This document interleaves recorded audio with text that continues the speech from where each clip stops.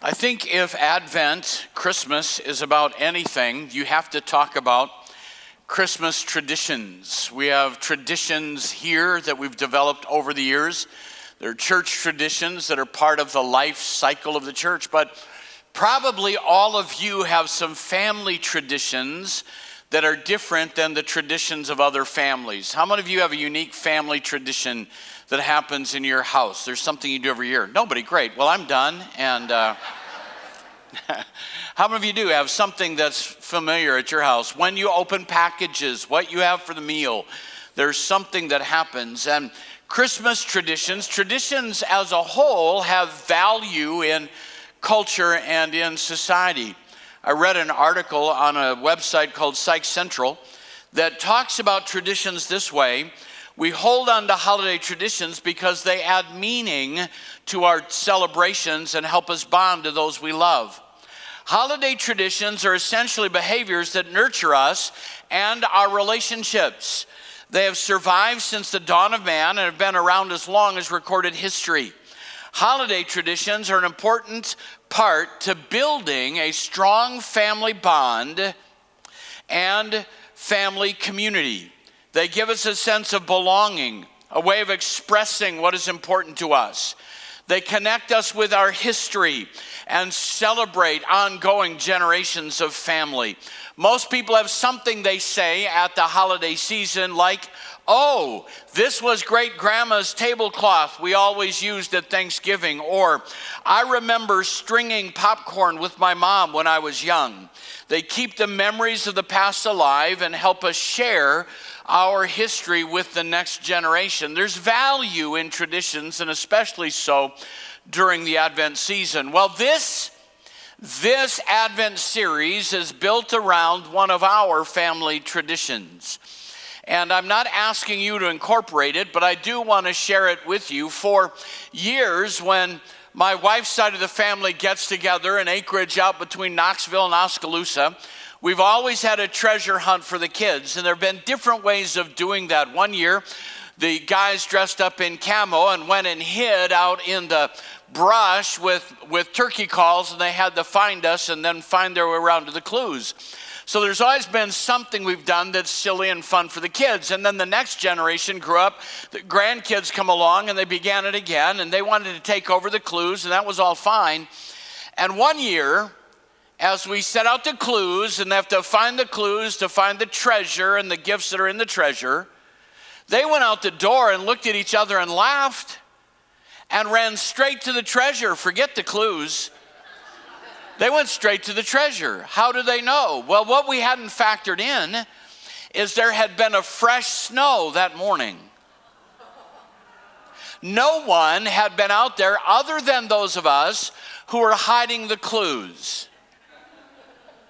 And they were smart enough to figure out there are no other footprints out here than the adults going to the treasure and the treasure chest, and walked straight to the treasure chest and brought it in. The next year we had a snow, we walked all over the place. But in that moment, I thought something that really convicted my heart about footprints in the snow. We're all leaving footprints somewhere.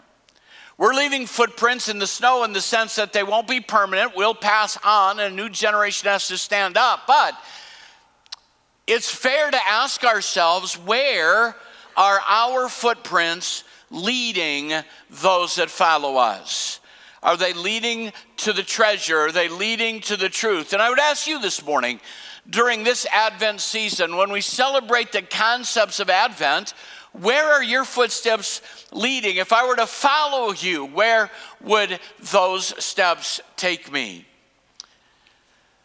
Hope is one of the great themes of Advent, and it's the first concept that leads off the Advent series. The Bible refers to the Messiah in this amazing way as the hope of Israel. They looked to the coming Messiah as their hope. That first Advent that by and large they missed was God's fulfillment of hope for the nation of Israel. Think about the other characters in the story. We could talk about the wise men who hoped to see this new king. We could talk about Mary and Joseph, Anna, Simeon, Elizabeth, and Zechariah hoping to get his voice back. Every one of the characters had some element of hope wrapped into their Advent story. Even in the way we celebrate in a secular sense, we hope for the gift we want at Christmas. Do you remember that as a child? How many of you had a hope for what you would find on Christmas morning? 8 of you. The rest of you, I'm sorry for the way you grew up. Must have been a painful time. I learned as a kid that hope, I didn't want to have hope that was disappointed. And I remember sneaking down in the middle of the night, and I probably shouldn't tell this out loud, but I figured out that if you took a paring knife, you could slit the tape in a way that you could put another piece of tape right back on top of it, and no one would know that you opened it unless they found you, so that I wouldn't have to fake joy in the morning. I wouldn't say I did that after that, but one year it worked. And when we come to Advent, I think it's important for us to remember that we're looking back to celebrate Jesus who came. But Advent is also a time that we not lose in our celebration of the Jesus who came, that we celebrate with hope the Jesus who's coming back. Come on, help me this morning. We celebrate looking forward in hope for the Jesus who's coming back, the hope of the church. So the gospel text for Advent this year, this Sunday, is an odd one. In my estimation, it's in Matthew chapter 24. In Matthew 24, we tend to use that in pre-tribulation dispensationalists as though it's referring to the rapture. But when you read it as it's given, it's really not referring to the rapture at all. It's referring to the second advent, not that secret catching away that we hope for, but that day that he will come back to earth, not as a babe, not as a suffering savior, but as conquering king, and will set up his millennial kingdom. We believe that, and we hope for that, and we long for that day. And in the midst of the catalog of terrible things that are going to happen, the beginning of sorrows, the struggles, the birth pangs of the second advent, there is a bright spot where Jesus gives us what I believe are the essential ingredients for being ready for his return that also apply to being ready to celebrate his first advent. And the key word in all of that is the word preparation. You cannot have hope. You cannot have abiding hope. You cannot have a hope that looks forward to the promise of God if you've not prepared to walk in that promise. So my question for you is this, and we'll build through it during the message, but are you preparing not only for first Advent celebration, but what are you doing to prepare for when he comes back? Because if your hope is going to be secure, you're going to have to prepare. In Mark chapter 24, let's look at those verses together, beginning in verse 42. He says, with all of the things that were going to happen, therefore keep watch, because you do not know on what day your Lord will come. But understand this, if the owner of the house had known at what time of the night the thief was coming, he would have kept watch and would not have let his house be broken into. So you also must be ready, because the Son of Man will come at an hour when you do not expect him. Proper preparation gives us hope. Being ready for his return gives us hope. Being ready for Christmas gives us a hope that's sustainable. So there are 3 simple concepts about preparation that I want to challenge you with this morning. And the first one is simply this: you need to be awake. Now, I know that's opposite than Christmas. How many know that if you celebrate Santa's coming and you're awake, he's not going to come? How many of you have used that on your kids? But spiritually, we're called in this section to a wakefulness, a watchfulness of vigilance. Hope, hear me right now, hope does not ignore present reality. Hope isn't a mindset that we pretend like everything's okay. This is not a wonderful time of year for everybody. And we're not living in a world that's ready for his return. We're not even living in a world that celebrates his first advent in a healthy way. In some places, simply saying Merry Christmas can get you a stern rebuke or a strange look. These aren't the best of times. Hope doesn't ignore the dark times. Hope is not an escapism from present realities that you pretend that things are different than they are. In this text in Matthew 24, Jesus doesn't sugarcoat what they're going to experience. And I'm just telling you that I believe that Jesus is coming soon for his church and that he will soon come back in the second advent. But I can tell you that that does not mean we're going to escape dark days. There's a beginning of sorrows, a birth pang of the coming of the Lord that we will all have to deal with. So be awake, be honest about what's happening. How many of you know that family turmoil doesn't go away at Christmas? In fact, how many of you know it doesn't get better on its own at Christmas? How many of you hope Uncle Eddie doesn't come for Christmas? So I'm not asking you for this pseudo kind of mindset that says it's just wonderful. It's the happiest time of the year. It will only be the happiest time of the year if you make preparation for it to be that, while not ignoring the realities of the world around you. When Jesus came the first time,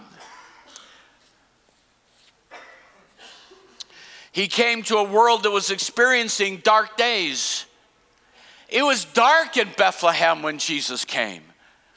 They were living under Roman oppression. They didn't want that. They didn't desire that. They wanted Rome to go away and to be restored to their place of worldwide prominence that they once had. When will you restore the kingdom again to Israel was their cry, their prayer. But they were living under the heavy hand of Rome. And it wasn't a happy time immediately after the birth of Christ, when the wise men came from the east and they stopped in Jerusalem and asked Herod, where is he that is born King of the Jews? And the scribes searched out the scriptures and came back with the answer. And doesn't it strike you as odd that no one there went with the wise men? But it so angered Herod because he asked them to return, because he intended to put that new Messiah to death. And instead, not knowing, when the wise men went a different way back, we have the death of the infants under 2 years old in and around Bethlehem. It was a dark time. And it's a dark time in our world today. How many of you would agree with that? You look around and you wonder what's happening next. Not only is there worldwide chaos and pain, there are issues that happen in our own environments where someone opens fire in a Walmart break room and starts killing people. We have things that happen around us that break our hearts. Iowa loses to Nebraska. It breaks our hearts. I'm sorry, it just had to come out. You were waiting for it. So I want to encourage you this way. Hope does not ignore the present reality, but it does give us a framework to process present reality and keep moving toward the light. It gives us a lens to understand what's happening in our world. One commentator said this about this text in Matthew 24. The basic theme of this section may be boiled down to the question of how to live in the present, in the light of the uncertainties of the future. The imperative that this section promotes is the need for persistent watchfulness, to be awake, to be alert, to be engaged. Hope doesn't cause you to disconnect. It causes you to be more aware. We need to be more aware of the pain and suffering around us because we have a hope. Come on, help me, that this world needs to have. They need to have the hope that we have, but they'll never receive it if we ignore the painful realities around us.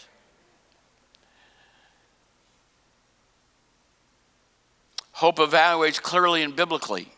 Hope sees that the present condition is not the end of the story.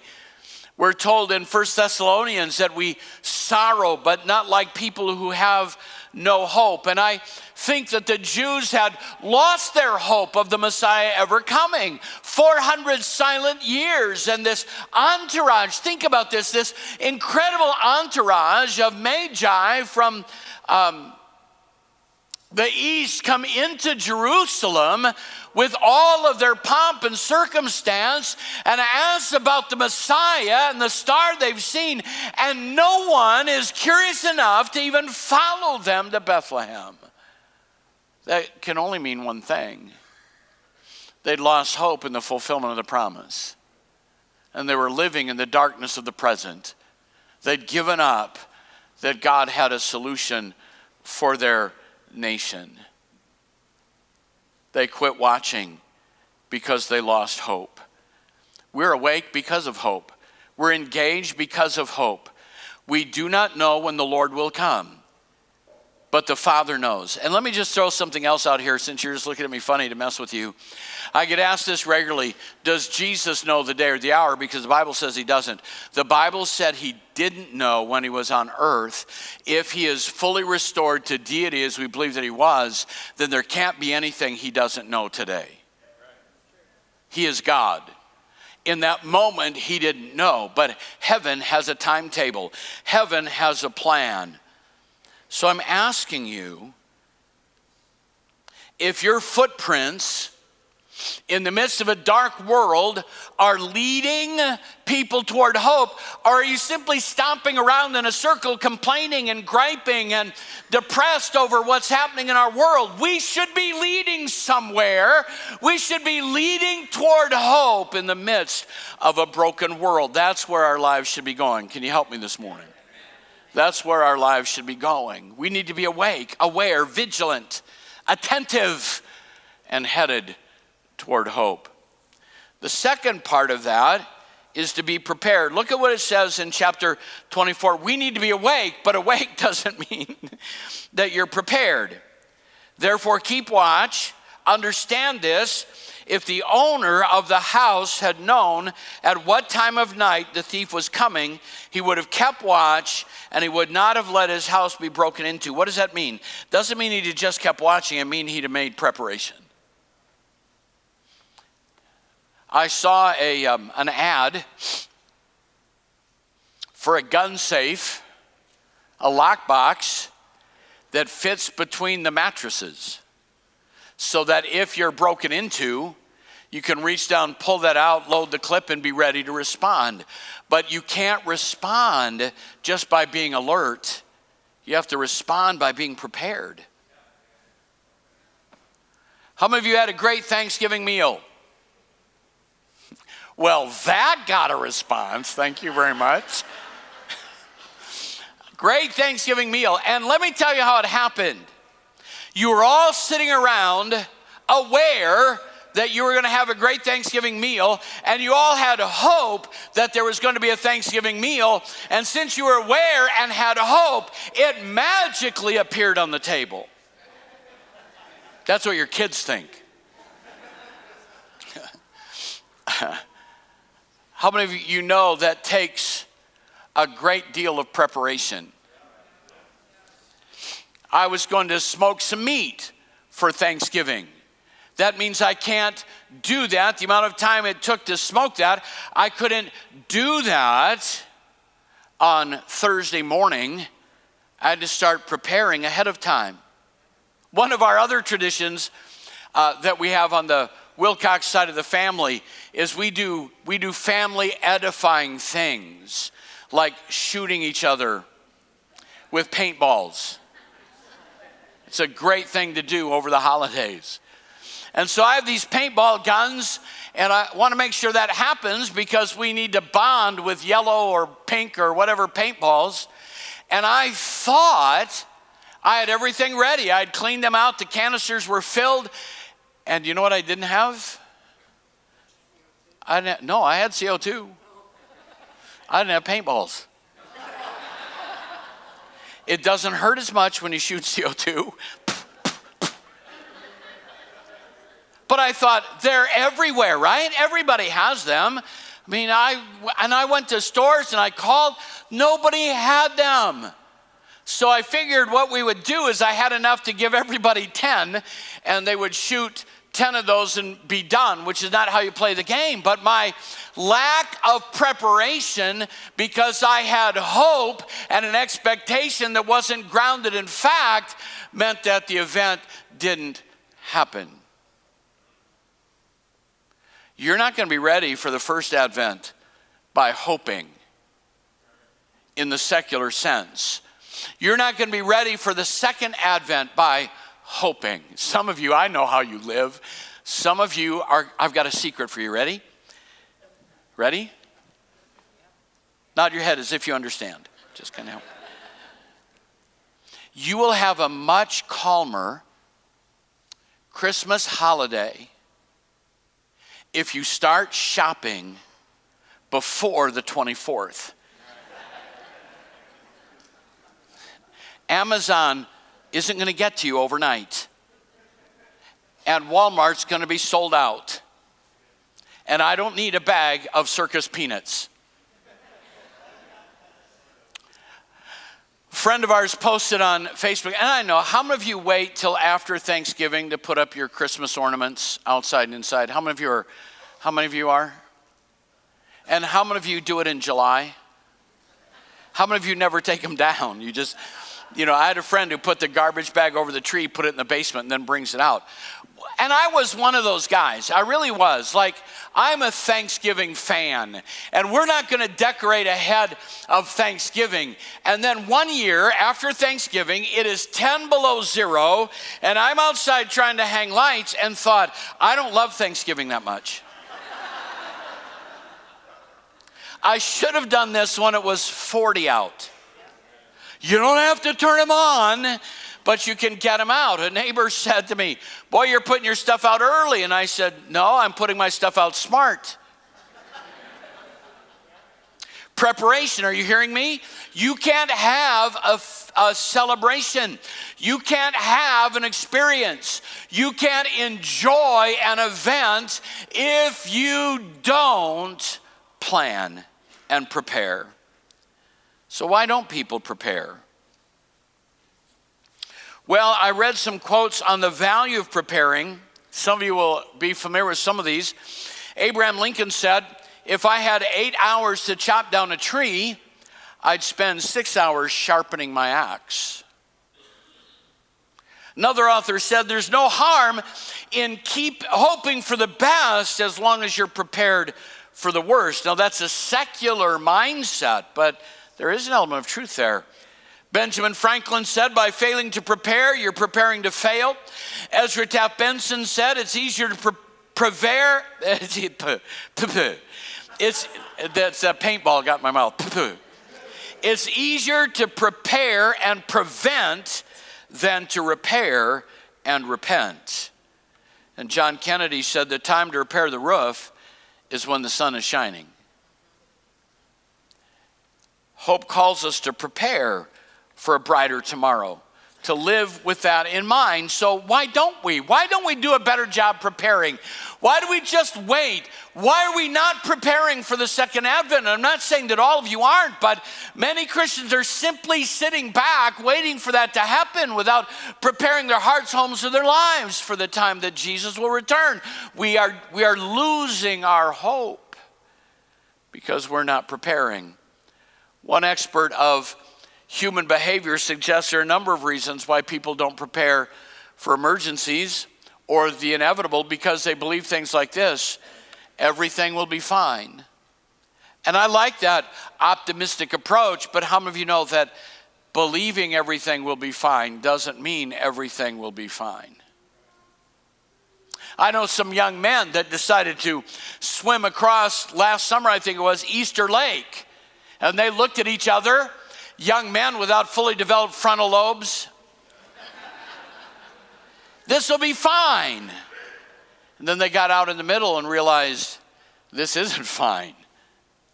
Believing it doesn't make it real. The odds of a disaster are too small. I'll jinx the whole thing if I prepare. The government will save me. You need help. Someone else has prepped enough for both of us. I don't have enough room. I don't have enough time. People think I'm crazy.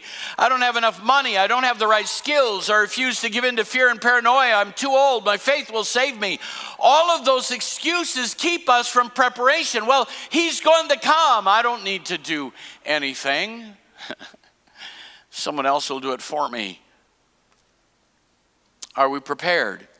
Hope demands that we prepare to be ready. Biblical hope prepares for what it is that we hope for. So where in the beginning of Advent, in your family celebrations, in your worship experience, where are your footsteps leading? Are they leading to a place of hope? Have you prepared for people to follow in your steps? Or are you so wound up in the events around you that maybe you're awake, but you've not actually prepared for Jesus to come? First Advent or second Advent. You have to be awake. You have to be prepared. And this may sound redundant, but it's really not. You need to be ready. You need to be ready for whatever comes. You can be awake and be prepared, but not be ready. What do you mean by that? Well, again, let's go back to cooking food. You can be awake and know that at a certain time you're going to eat and that company is coming. And you can even be prepared and have cooked all the food. But there comes a moment that you have to take the next step and take action. So imagine that you're awake, you're aware, everybody's coming, food's ready, you've prepared, and it's time to eat. And you just sit there in the living room and don't call anyone to the table. Do you follow what I'm describing here? It's taking that next step, being ready to respond to the moment. When the man breaks into the house, you can be awake, you can be prepared, but at some time you have to stand up and confront. You can't just be awake and prepared. You have to be ready to respond. I want to be careful how I tell this, but you can watch young people in a sporting event. Watch football players on the line. They've made themselves awake. They're there for game time. They've prepared. They've run the plays. They've done all the exercises. They're ready to go. But before the snap count starts, they're standing there a little disorganized. But when that count starts, if they're going to be successful, every fiber of their being is focused on what's going to happen the next couple of steps. A baseball player can be awake at the game, can be prepared, he's practiced, and in the on-deck circle, tapping his shoes and swinging the bat a little bit. But if you watch what happens when they step into the box, now they have to be ready to try to hit the ball. You and I need to be ready to respond, to take action in what we have been preparing for. Ready in this sense means ready to respond, ready to do something, ready to receive someone or receive something. It means to make your hand ready. I know what is going on, I'm prepared for what's going on, but somewhere I need to respond to what's going on. I was out turkey hunting with family a number of years ago, and there were some turkeys coming along, and I didn't feel like I had a good shot, and everything wasn't just perfect the way I wanted, and I didn't want to scare them off, hoping they were going to come closer. And then something spooked them, and they went off, and one of the other people hunting said, "What just happened?" I said, "Well, I didn't think I could make the shot." And said something to me that I've never forgotten, that I've used in other aspects of my life. When they said, sometimes you have to pull the trigger. How many of you know that being awake and being prepared won't produce a result if you're not ready to respond? Ready to step forward, ready to take action, ready to do what is required. You must likewise be ready. You don't know when he will come. So the question is, are you ready? And do you have hope? If I'm truly going to leave footprints behind me that lead to hope, I need to be awake. I need to be prepared. And I need to be ready to respond. Aware of my current condition, prepared to deal with what comes my way, and ready to take action at the appropriate time. Then I will have hope that leads others to hope. Hope is a waiting expectantly for the desired outcome to come to fruition. And so on this first Sunday of Advent, I want to put that key word in your hand and say, are you ready? Are you ready? Are you ready for the Christmas celebration to be a time that glorifies God? Are you ready? Are you living your life in such a way that those who follow behind you know that you're looking for the day that he will return, that we're living in that expectation of the second advent of Jesus Christ? Or are you just stomping in circles that lead to nowhere? Advent's about preparation. Have you prepared your hearts? Have you prepared? I was praying over this message, and I said, God, give me a hook. Give me something that everyone needs to do. And I felt like what he pressed on me is that it's not about what everyone needs to do. It's that everyone will ask God, what do I need to do to be better prepared to celebrate his advent and to be ready for his second advent? So would you stand with me and just let the Spirit of God turn the floodlight of truth and conviction on your soul. Ask yourself, God, am I awake? Am I prepared? Am I ready to respond? What do I need to do? What do I need to do so that others will follow my steps to hope? Let God speak to you this morning.